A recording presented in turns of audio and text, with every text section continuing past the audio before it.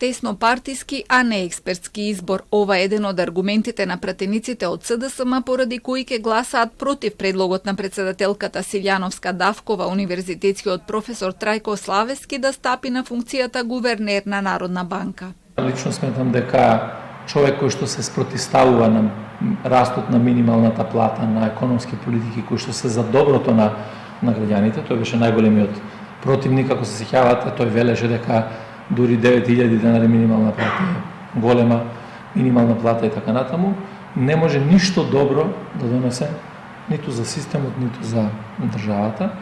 Трето, човекот кој што овие изминати скоро 4 години како председател на град Скопје не направи ништо освен кочење на сите работи кои што требаше Советот да ги прави.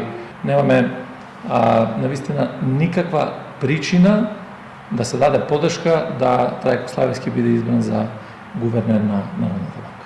Од партијата ја обвинија Силјановска дека и покрај можноста да застане зад сопствен избор и да промовира независна и стручна личност, подклекнала пред барањата на Мицкоски. Премиерот пак негира дека се мешал во изборот и покрај тоа што и вчера пред конечната одлука беше на средба со председателката.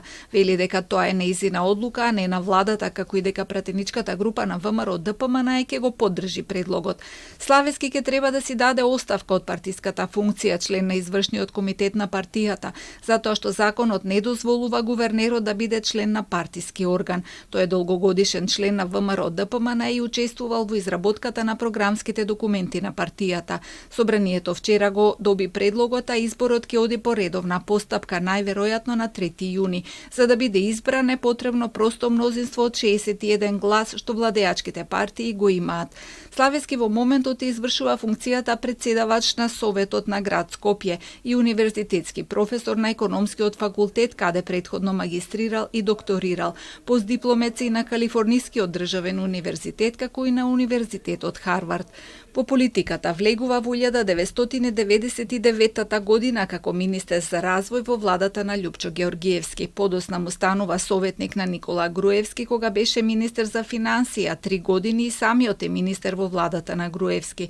Поради неговите критики, особено за односот на Груевски кон Мијалков, односите им заладуваат, пошто одби да си поднесе оставка и беше разрешен од собранието. На заминување од говорницата го критикуваше и го предупреди Груевски за опасностите од економската политика за која се залага.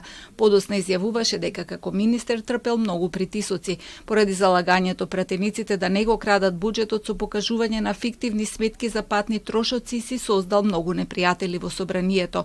По негово време беше издадена најскапата еврообврзница со каматна стапка од 9%, а е креатори на кампањата Купувајте македонски производи, познати и како критичар на јавните трошоци на локално и на државно ниво.